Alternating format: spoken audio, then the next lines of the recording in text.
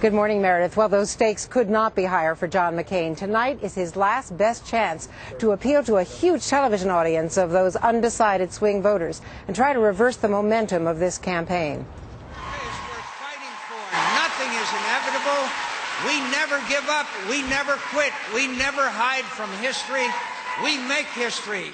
Now let's go win this election and get this country moving. A revved-up John McCain raising questions about Barack Obama's readiness to lead the nation through this economic crisis. Perhaps never in history have the American people been asked to risk so much based on so little.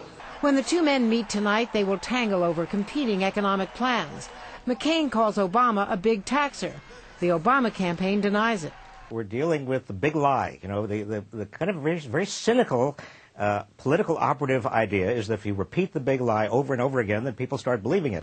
To counter Obama's lead in the polls on the economy, McCain proposed a new economic plan Tuesday, just in time for the debate.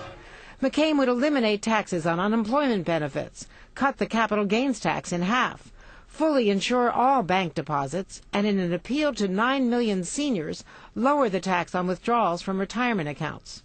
This is the last time he's going to have direct access to an audience of about 50 or 60 million people or more. You're even prettier in person. Now you're making me blush. Taking a break from his debate preparations, Obama greeted auto workers in Ohio. The country's screwed up. I hope you can do something. I really need to fix it for working people. How hard will McCain go after Obama in this final debate?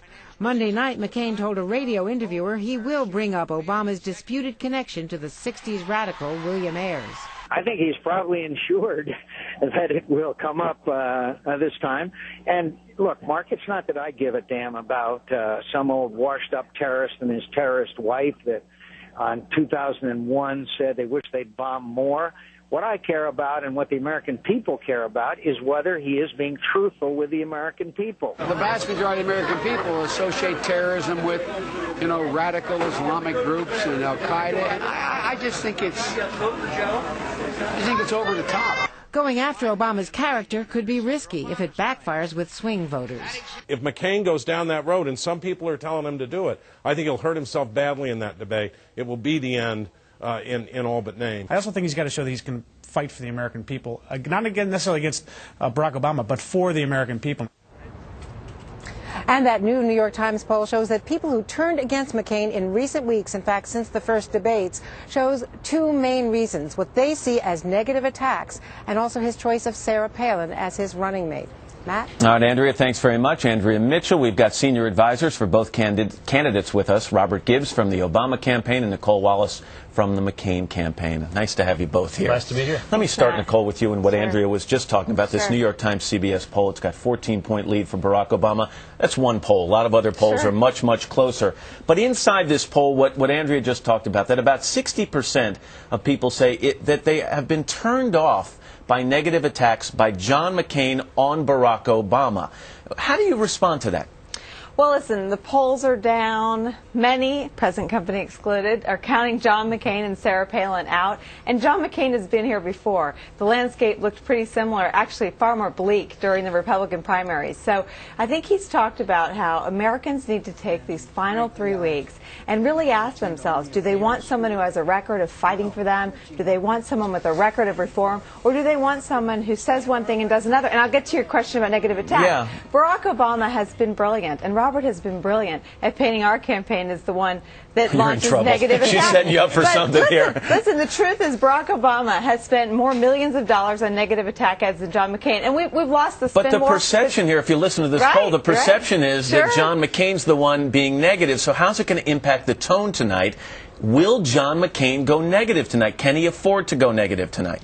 Well, listen, we've never been interested in negative attacks for the purpose of negative attacks, but the truth has to stand on its own tonight. So the truth about Barack Obama's record of raising taxes on half of small business income in America, the truth about Barack Obama's plan for raising taxes. Barack Obama is measuring the drapes. He and Nancy Pelosi and Harry Reid are planning a liberal Democratic takeover Robert, of our economy. I got to let you jump in here. Go ahead. I think you got a delayed answer to your question about whether whether there's going to be negative attacks.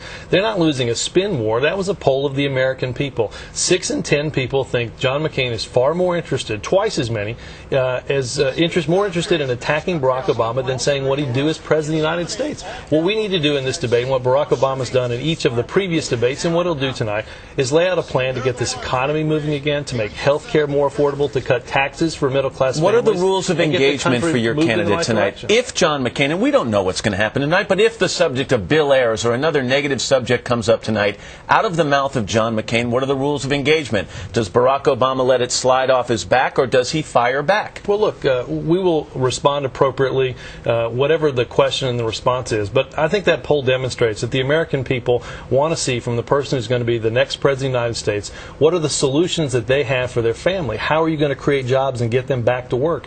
Only 7% of the people think this country is headed in the right direction. I think it's about 4% who think it's in the right direction. What Barack Obama is going to do is lay out a forceful case for change, because, quite frankly, we can't afford 4 more years of the same George Bush, John McCain Let me ask you about race in polling. In particular, article in the New York Times also this morning says, look, we don't know about whether people are honest with pollsters when they're called, whether they're willing to express perhaps racial bias. And as a result, one top Democratic advisor says, I shave a couple of points off all these polls that favor Obama because I think when some voters, some white voters, get in the voting booth, they're going to say no, and they're going to let that racial bias come out. How do you both feel about that? I'll go first. I can only quote the pollster on the race that maybe 20 or 25 years ago that coined this term that pollsters would get an inflated number, and said that just never existed in that race. It's become far more of a myth. I don't think. Do you think it exists, Nicole? I think people are looking for change. That's what they're going to go into this poll looking for. I would agree. I mean, I think that the polls certainly have John McCain well behind. We view ourselves as probably 6 points behind, and we think that's real. And we're going to seek to make up ground by showing that John McCain is the only one who has fought for the American people. He's the only one who will actually bring about the change in Washington. No one is running on anything other than change. Everyone is running on changing the direction of this country.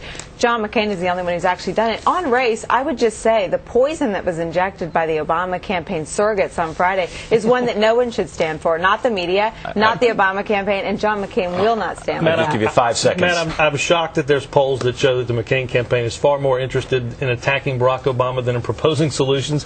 We get a good evidence of it right here on the couch at the Today Show. If there's a headline that comes out of the interview, it's that she called you brilliant. Don't let that